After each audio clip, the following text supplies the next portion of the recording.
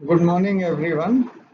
Today we are going to discuss the second part of the games theory.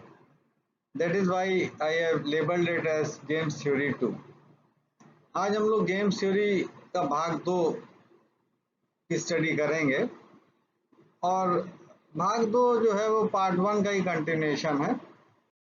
Part 1 में हमने आपको बताया था ब्रीफ में about different concepts pertaining to the games theory और वो कंसेप्ट ऐसे हैं जो आप यूज करेंगे जब भी आप गेम्स थ्योरी की स्टडी करेंगे। और उसमें हमने बताया था गेम्स को कि जो गेम्स हैं they are of two different types, एक कांस्टेंट सम गेम है और एक वेरिएबल सम गेम है। तो आज हम लोग जिस पार्ट की स्टडी करने जा रहे हैं वो है constant sum game, equilibrium under constant sum game through pure strategic method. क्योंकि आपको ये भी बताई थी कि स्ट्रेटजीज प्योर हो सकती हैं और मिक्स हो सकती हैं। प्योर स्ट्रेटजीज मतलब जब खिलाड़ी या जो प्लेयर है वो किसी एक पर्टिकुलर स्ट्रेटजी से गेम को खेले और दूसरी स्ट्रेटजीज का यूज ना करे।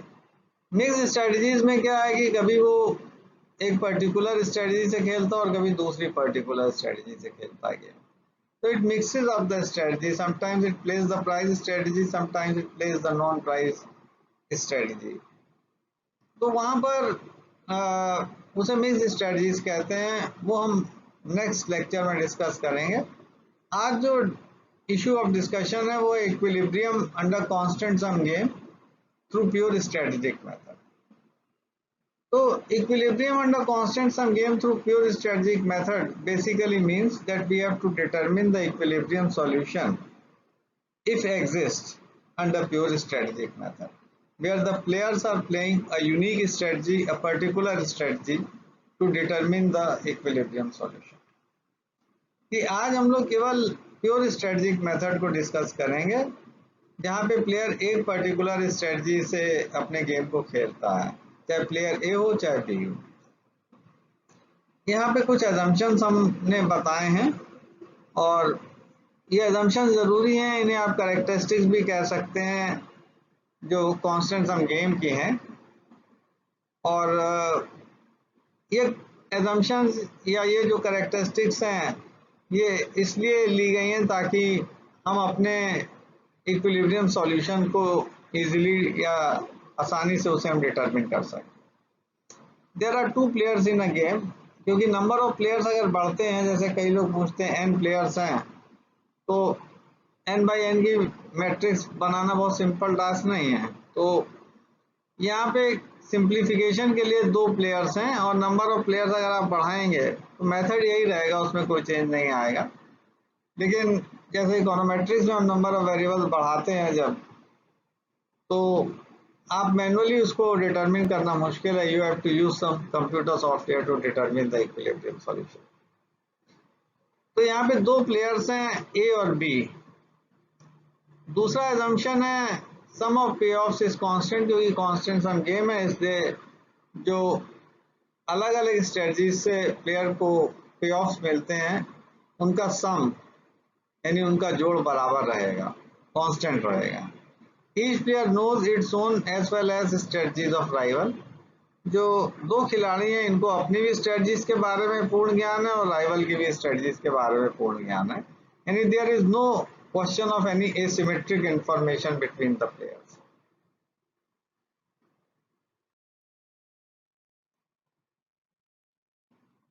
एक डी assumption है players also knew the payoffs they receive through different strategies. अलग अलग स्ट्रेटजीज जो उनको पे ऑफ्स मिलेंगे वो उनके बारे में उन्हें ज्ञान है, उनको पता है, दे नो कि how much payoff they are going to get by playing alternative strategies. और ये लास्ट एजम्पशन बहुत इंपॉर्टेंट है, ये आपको माइंड में रखना है।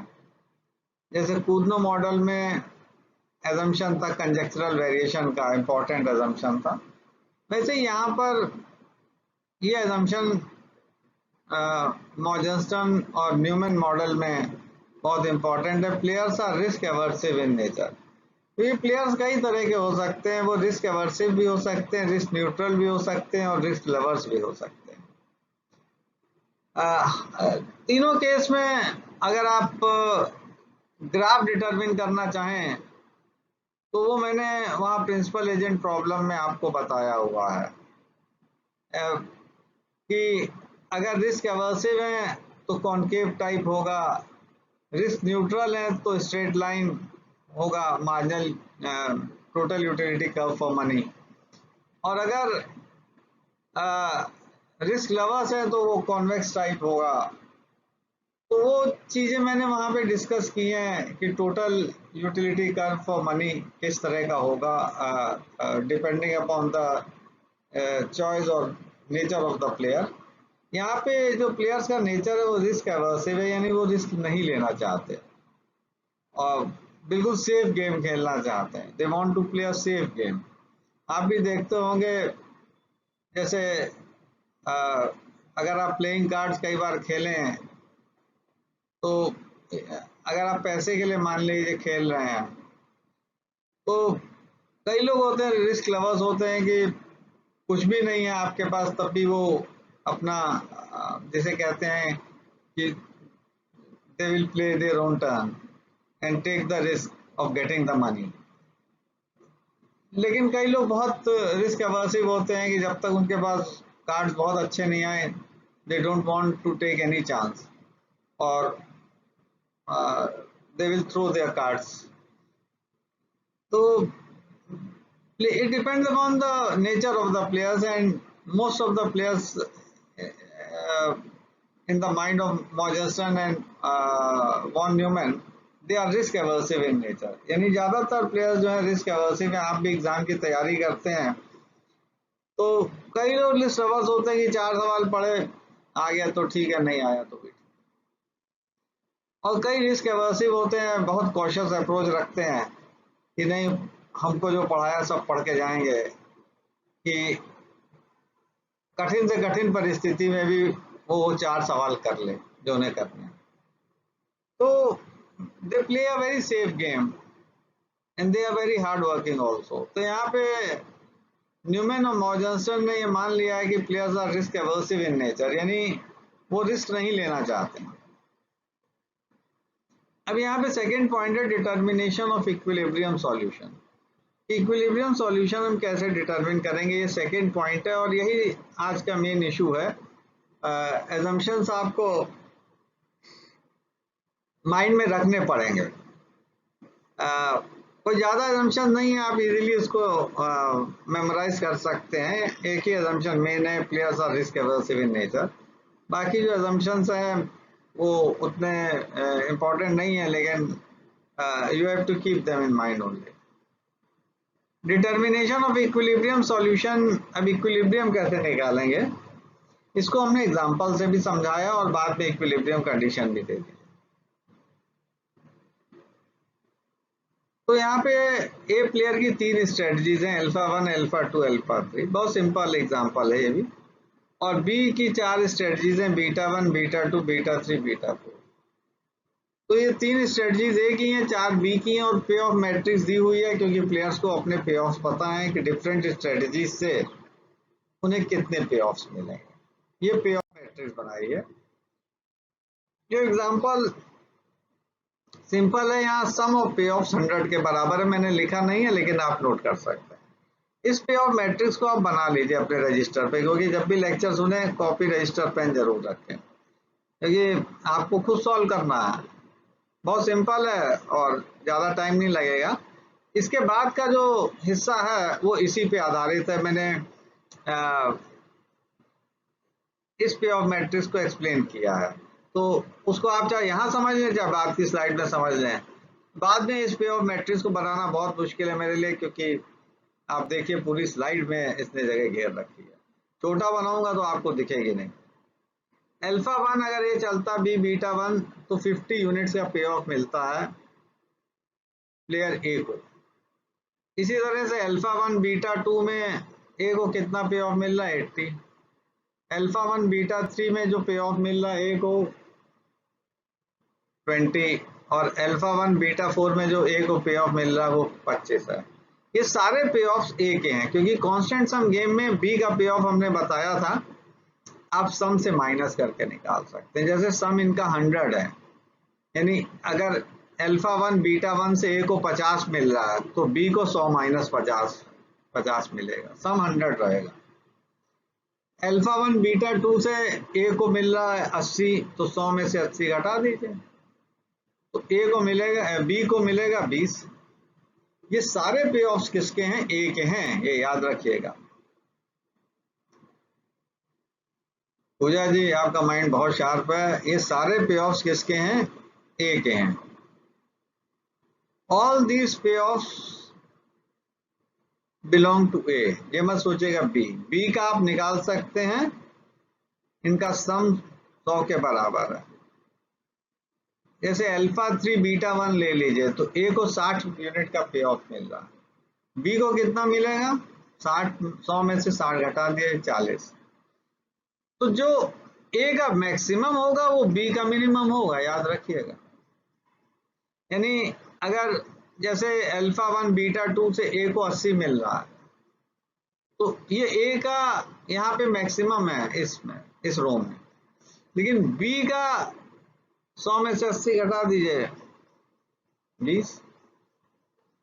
तो ये थोड़ा सा आपको ध्यान में रखना पड़ेगा कि ये सारे पे ऑफ्स किस प्लेयर के हैं? ए के हैं। बी का आप निकाल सकते हैं क्योंकि इनका सम 100 के बराबर है। वो पहले भी हमने बताया था कांस्टेंट सम गेम में, एक प्लेयर का पे ऑफ देने से दूसरे का निकल जाएगा क्योंकि सम इनका फिक्स है, वो नहीं चेंज कर सकता। डिस्ट्रीब्यूशन वेरी कर रहा है, अल्फा 1 बीटा 1 खेलने से 50 मिल रहा है, अल्फा 1 बीटा 3 खेलने से 20 मिल रहा है, डिस्ट्रीब्यूशन वेरी कर रहा है। कांस्टेंट सम गेम की यही डेफिनेशन बताई थी, और यहाँ देखिए उसी तरह से इसको कि constant sum game is a game where the sum of payoffs of the players remain constant irrespective of their distribution among players। उनका डिस्ट्रीब्यूशन अलग हो सकता है, यहाँ हर केस में डिस्ट्रीब्यूशन अलग है लेकिन सम फिक्स है। यानी अलग अलग स्ट्रेटजीज से अलग अलग पे ऑफ मिल रहा है, ये डिस्ट्रीब्यूशन का मतलब है। तो इतनी बात आपको क्लियर हो गई, क्योंकि सारा खेल यहाँ पर इसी मैट्रिक्स का है और इसी से हम लोग इक्विलिब्रियम निकालेंगे, और आगे की स्लाइड में आपको ये पे ऑफ मैट्रिक्स नहीं मिलेगी, इसलिए इसको बना लीजिए, रजिस्टर ऑफ पेन से बना लीजिए, क्योंकि बैकवर्ड मूवमेंट हमारे इसमें संभव नहीं है, क्योंकि फिर जो रिकॉर्डिंग है उसको कट करना पड़ेगा, फिर दोबारा जोड़ना पड़ेगा।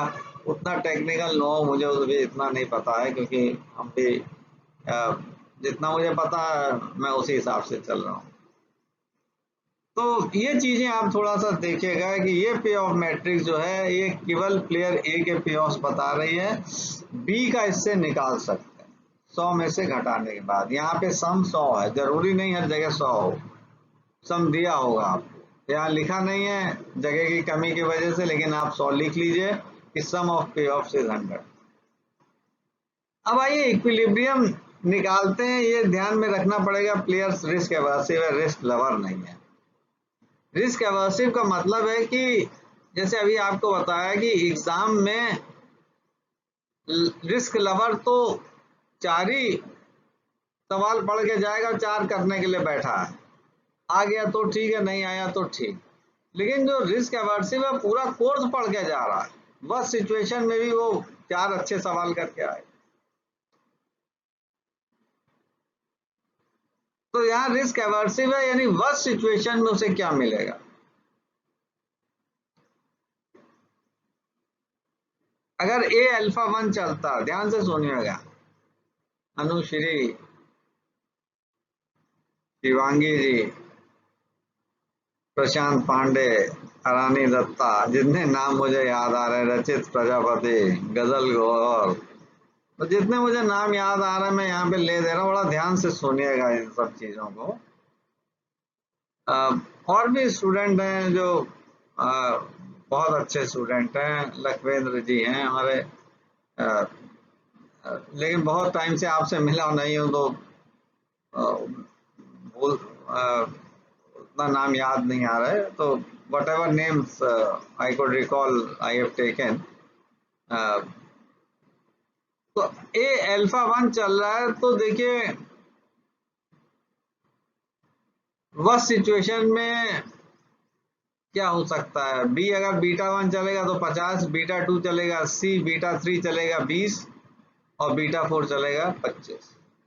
तो ये जो लास्ट कॉलम बना है, यहाँ लिखा रो मिनिमम एंड मैक्सिमम, तो ये मैक्सिमम हम बाद में देखेंगे, अभी रो मिनिमम पे जा रहे हैं कि वह सिचुएशन में ए अगर अल्फा 1 गलती से चल देता है तो वह सिचुएशन में भी उसको कम से कम 20 यूनिट का पे ऑफ मिलेगा। तो वो रो मिनिमम लिख दिया है लास्ट कॉलम में, 50, 80, 20, 25 के बाद 20, 20 इसलिए कि अगर ए अल्फा 1 चलता है तो वह सिचुएशन में भी, क्योंकि प्लेयर रिस्क एवर्सिव है, 20 का कम से यूनिट का पे ऑफ मिलेगा।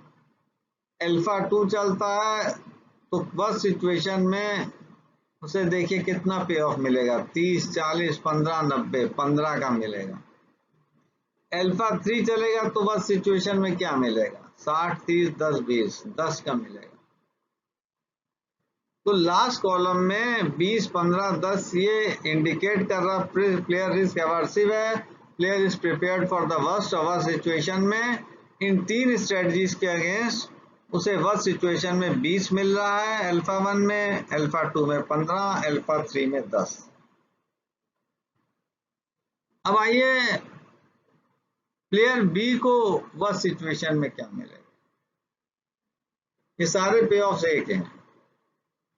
अगर बी बीटा 1 चलता है तो वह सिचुएशन में यहाँ पे हमें मैक्सिमम वैल्यू चुननी पड़ेगी, क्योंकि 100 इनका जोड़ है, तो 100 में से जब मैक्सिमम घटाएंगे तो बी को उतना मिलेगा बस सिचुएशन। तो हम यहाँ पे ए वाले केस में तो हम मिनिमम वैल्यू ले रहे हैं, लेकिन बी के केस में हम मैक्सिमम वैल्यू लेंगे, क्योंकि बी के पे ऑफ ये नहीं है, ये ए के पे ऑफ, और बी के इससे निकालेंगे 100 में से घटा के, तो जो यहाँ पे मैक्सिमम होगा वो बी के लिए मिनिमम होगा। ए का जो मैक्सिमम होगा बी का मिनिमम, क्योंकि अगर आप मिनिमम लेंगे 30 तो 100 में 100 में 30 घटाएंगे 70, यानी उसको मैक्सिमम पे ऑफ मिल रहा है, वो रिस्क एवर्सिव नहीं है फिर। तो रिस्क एवर्सिव के लिए यहाँ पे मैक्सिमम पे ऑफ लेंगे जो लास्ट रो में दिखाए जा रहा है। यहाँ नीचे लिखा कॉलम मैक्सिमम एंड मिनिमैक्स, 50, 30, 60, इसमें मैक्सिमम वैल्यू 60 है, 60 लिख दी। यानी जब ए को 60 मिल रहा है तो बी को 60 में से 100 में से 60 क्या 40 मिलेगा। ये वह सिचुएशन बीटा 1 के केस में। बीटा 2 के केस में देखिए 80, 40, 30, तो वह सिचुएशन में बी को 100 में से 80 या 20 मिलेगा। तो यहाँ मैक्सिमम वैल्यू लिखी है, इसीलिए कॉलम मैक्सिमम लिखा।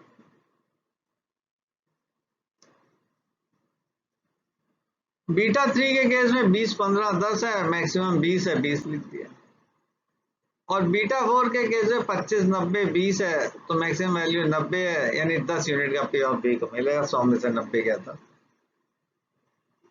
तो लास्ट कॉलम में रो मिनिमम है और नीचे लास्ट रो में कॉलम मैक्सिमम लिखा हुआ।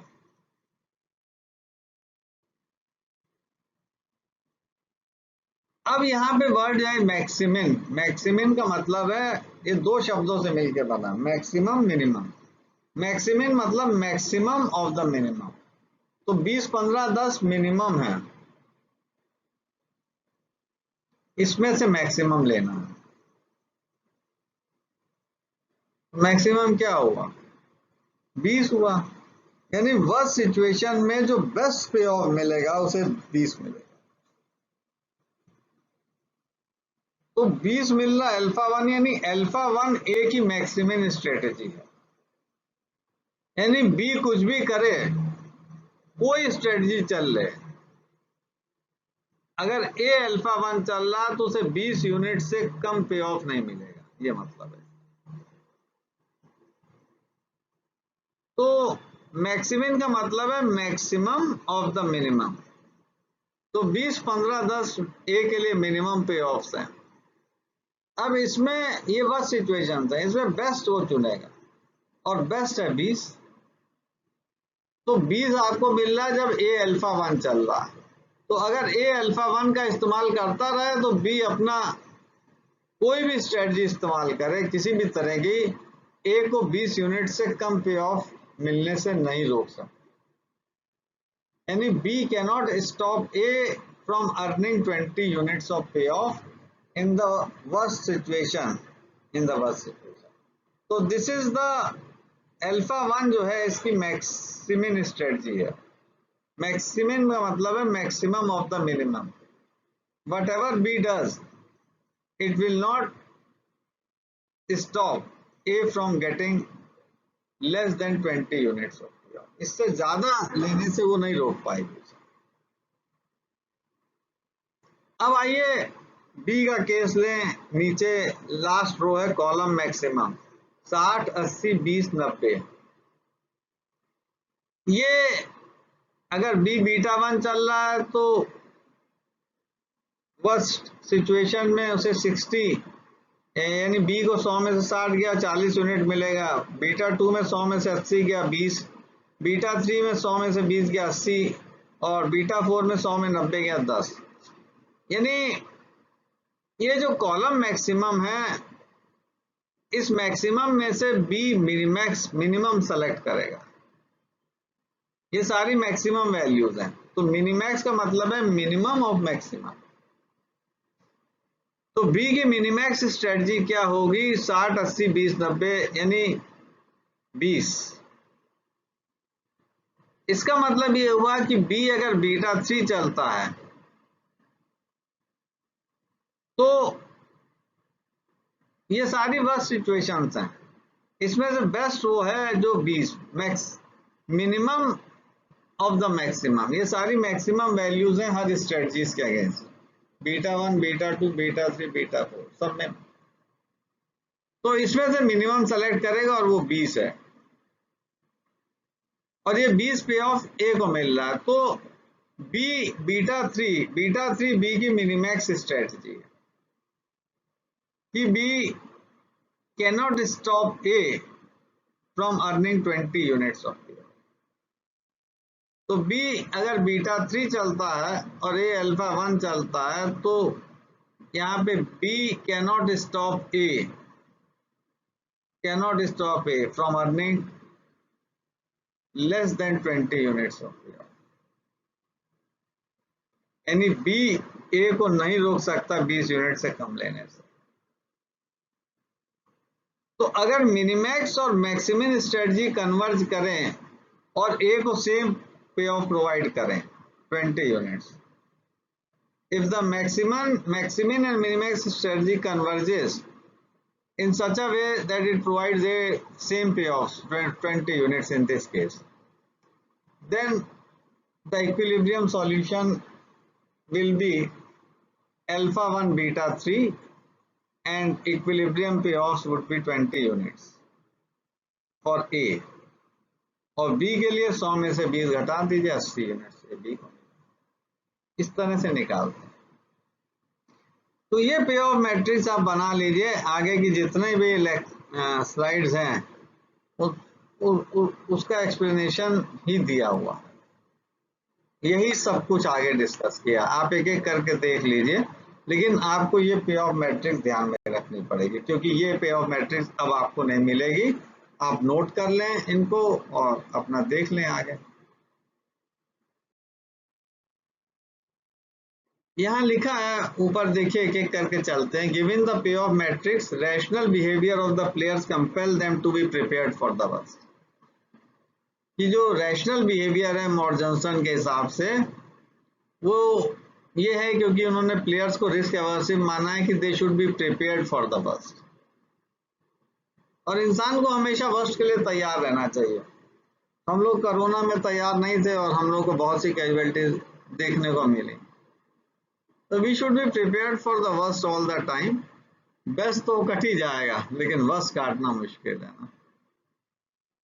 अब यहाँ पे 2A है, determination of A equilibrium strategy, यानी जो प्लेयर ए है उसकी इक्विलिब्रियम स्ट्रेटजी को हमें डिटर्मिन करना है।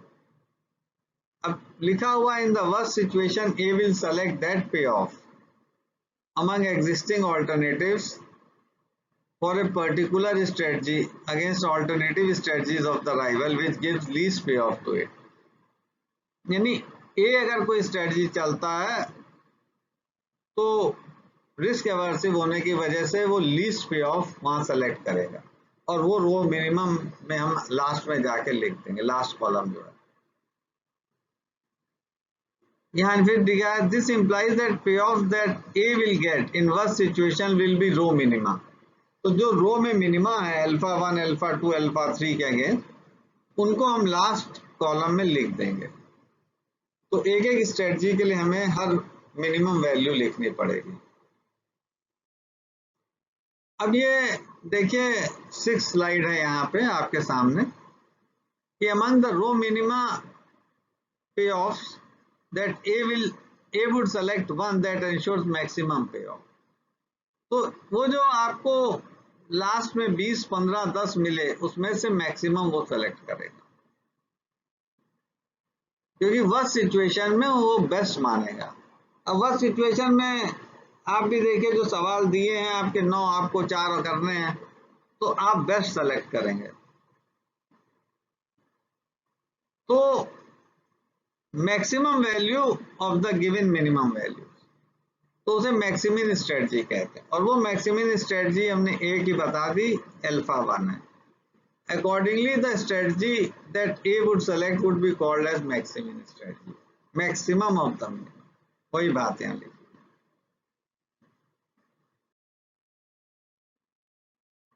अब देखिए इस स्लाइड में आगे लिखा है कि जो A की maximum strategy in the given payoff matrix, जो पे ऑफ मैट्रिक्स आपको दिखाई थी, maximum strategy of A would select alpha 1. It gives 20 units of payoff, which is maximum among all alternative payoffs open to it in worst situation. जितने भी worst situations में पे of दिए हैं 20 15 10 उसमें से ये 20 मैक्सिमम है और ए इस मैक्सिमम वैल्यू को सेलेक्ट करेगा और ये मैक्सिमम वैल्यू उसे अल्फा 1 स्ट्रेटजी के अगेंस्ट मिल रही है। तो ए की मैक्सिमम स्ट्रेटजी अल्फा 1 है। अब आइए यहाँ नीचे दिया determination of B equilibrium strategy. Style of presentation भी बहुत इंपॉर्टेंट है। इट शुड बी सीक्वेंशियल क्योंकि आपके लिए नया टॉपिक है और अगर सीक्वेंस नहीं होगी तो कोई फायदा नहीं, फिर आप समझ नहीं सकते। It is important to note that given payoff matrix is of A. ये बड़ा इंपॉर्टेंट कि ये पे ऑफ मैट्रिक्स ए की है, बी की नहीं है। बी का आपको इसमें से निकालना है 100 में से घटा के। Therefore, B in worst situation would prefer that payoff which yields maximum return to it. तो वर्स्ट सिचुएशन में B को वो पे ऑफ लेना है जो A का मैक्सिमम होगा। 100 में से उस मैक्सिमम को घटाएंगे तो B का मिनिमम मिल जाएगा। तो हमने इसीलिए बीटा 1 बीटा 2 बीटा 3 बीटा 4 के अगेंस्ट लास्ट रो में मैक्सिमम वैल्यूज को लिया है लास्ट रो में। यही चीज आगे बताई है। Thus in worst situation B would select maximum payoff available to it corresponding to each of its 4 strategies. तो जो मैक्सिमम पे ऑफ है उसको वो सेलेक्ट करेगा, वो उसकी वर्स्ट सिचुएशंस बताएगा। Among all the worst situations B would select minimum value of payoffs as it ensures best returns to D among various options open to it in the worst situations. तो जो worst situation आपने last row में लिया है उसमें से वो सबसे मिनिमम वैल्यू सेलेक्ट करेगा। तो उसके लिए मिनिमैक्स स्ट्रेटजी है, मिनिमम ऑफ मैक्सिमम, क्योंकि उसमें से वो मिनिमम सेलेक्ट करेगा। यहाँ लिखा B would select minimum value of payoff as it ensured best returns to B among various options open to it in worst situation. क्योंकि वो पे ऑफ से एक ही है, तो अगर वो मैक्सिमम ले लेगा तो एक को मिल रहा है और 100 में से घटाएंगे उसको मिनिमम मिलेगा। तो वर्स्ट सिचुएशन निकाल ली और उन वर्स्ट सिचुएशंस में से वो मिनिमम सेलेक्ट कर लेगा।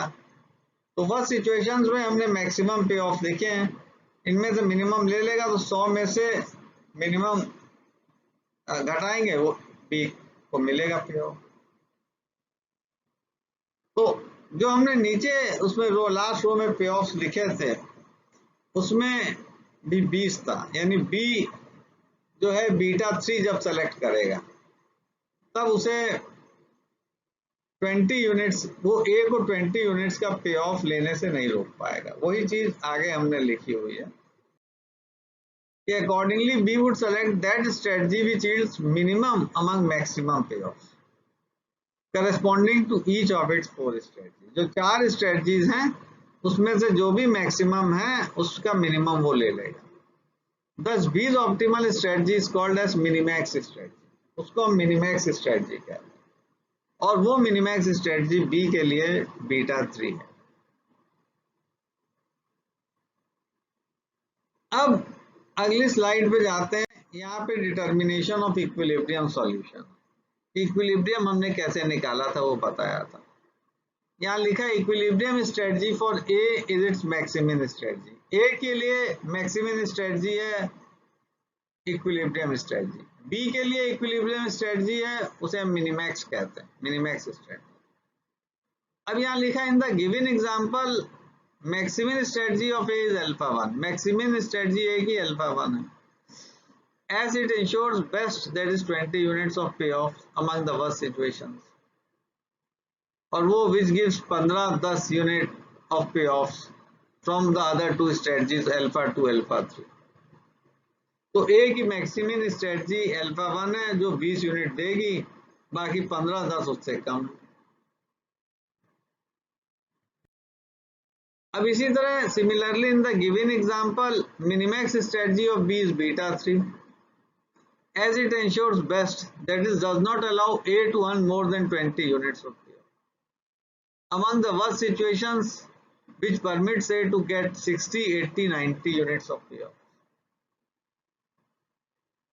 ये जो वर्स्ट सिचुएशंस हैं बी के लिए उसमें वो ए को 60, 80, 90 देगी, तो उनसे बेहतर है कि वो जो बी है वो ए को 20 से ज्यादा ना लेने दे।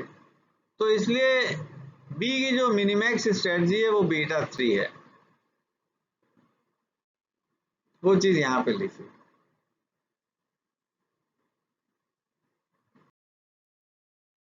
अब सैडल पॉइंट या इक्विलिब्रियम सॉल्यूशन उसको बोलते हैं, would always exist under pure strategic method if there is convergence in payoffs to A। यानी इक्विलिब्रियम सॉल्यूशन या सैडल पॉइंट एग्जिस्ट करेगा प्योर स्ट्रेटजिक मेथड में अगर इफ देयर इज कन्वर्जेंस इन पे ऑफ टू ए, यानी जो पे ऑफ ए को मिल रहे हैं उसमें कन्वर्जेंस हो।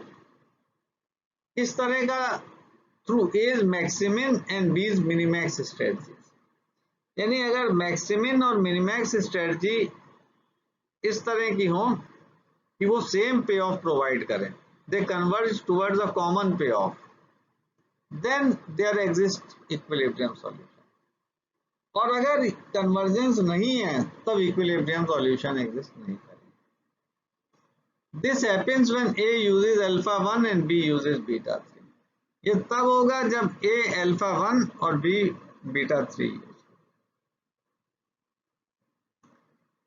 अब यहाँ लास्ट में लिखा therefore optimal combination of strategies are alpha 1 and beta 3। ये ऑप्टिमल कॉम्बिनेशन है अल्फा 1 बीटा 3। और ये जो लास्ट स्लाइड है इसके बाद तो थैंक्स की है, यहाँ पे इक्विलिब्रियम कंडीशन लिख दी हमने, बहुत ध्यान से पढ़िएगा, एग्जाम में कई बार पूछा जाता है। और अगर एमसीक्यू पैटर्न पर आपका होगा जिसकी संभावना बहुत प्रबल है एमसीक्यू पैटर्न पे, तो वही जैसे पहले हुआ था 70-35, तो उसी तरह से यहाँ पर ये थोड़ा ध्यान देने वाला है कि hence in case of constant sum game under pure strategic method the equilibrium condition that determines solution is, ये equilibrium condition देती है। जैसे वहां फर्म की equilibrium condition देते थे प्रॉफिट मैक्सिमाइजेशन की MR equal to MC, MC cuts MR from below, वैसे यहाँ pure strategic method under constant sum game में ये equilibrium condition payoff to A through its maximum strategy, यानी A के payoff is equal to payoff to A through B minimax strategy. तो payoff to A through its maximum strategy यानी A के पे of जो उसको उसकी maximum strategy दे, और payoff to A through B minimax जो बी की मिनिमैक्स स्ट्रेटजी, इक्वल टू का साइन लगा, तो ये इक्विलिब्रियम कंडीशन है। ध्यान दीजिएगा, payoff to A through its maximum strategies, strategies की जगह स्ट्रेटजी कर लीजिए। कई बार दो एक से ज्यादा भी हो सकती है, लेकिन पे ऑफ सेम मिलेगा दोनों। ये मत सोचेगा कि मल्टीपल इक्विलिब्रिया नहीं हो सकता, मल्टीपल इक्विलिब्रिया हो सकता, लेकिन मल्टीपल इक्विलिब्रिया अगर प्योर स्ट्रेटजिक केस में है तो पे ऑफ सेम होंगे। तो payoff to A through its maximum strategies, इसीलिए वर्ड स्ट्रेटजी यूज किया, आप ऑब्लिक करके स्ट्रेटजी भी कर सकते, is equal to payoff to A through B's minimax strategies, ये इक्विलिब्रियम कंडीशन। और मेरे ख्याल से आपकी समझ में आ गया होगा, फिर भी डाउट रहे आप आराम से फोन करके हम पूछ सकते हैं। किताबें वही लिखी हैं जो मैंने पहले, कोई नई किताब नहीं लिखी। एग्जाम्पल जरूर थोड़ा वेरी कर सकता है इन किताबों से, और नेक्स्ट टर्न पे आपको कुछ हम सवाल भी देंगे, क्वेश्चंस भी देंगे, आप खुद कर सकते हैं। तो ये आज का लेक्चर है, सेकंड लेक्चर है गेम्स थ्योरी में, और एक बहुत इंपॉर्टेंट टॉपिक है इक्विलिब्रियम जो है under constant sum game in case of pure strategic method, तो उसको हमने एक्सप्लेन किया है। ज़्यादा बड़ा लेक्चर अब हम खुद ही नहीं रख रहे हैं, और हमारी कोशिश रहती है कि लेक्चर छोटा रख के आपको ख़त्म कर दें। तो सारा खेल उस पे ऑफ मैट्रिक्स है, उससे आप सब समझ सकते हैं। बाकी जो स्लाइड्स हैं वो एक्सप्लेनेशन, तो वो एक्सप्लेनेशन समझ के आप खुद लिख लीजिए। तो मैंने बहुत सिंपल एग्जांपल से बताया, नेक्स्ट टर्न पे आपको कुछ सवाल भी देंगे, तो उनको आप कीजिएगा। तो I hope you have understood everything, आपकी सब समझ में आ गया होगा। और good luck, good bye and good wishes to you all. मेहनत कीजिए, क्योंकि अब एग्ज़ाम आपको एक आखिरी बार जो रेगुलर पढ़ाई का सिस्टम आपने शुरू किया था वो देने पड़ेंगे, और उसकी तैयारी आप प्रबल रूप से अच्छे से कर लीजिए। Thanks a lot, thanks a lot.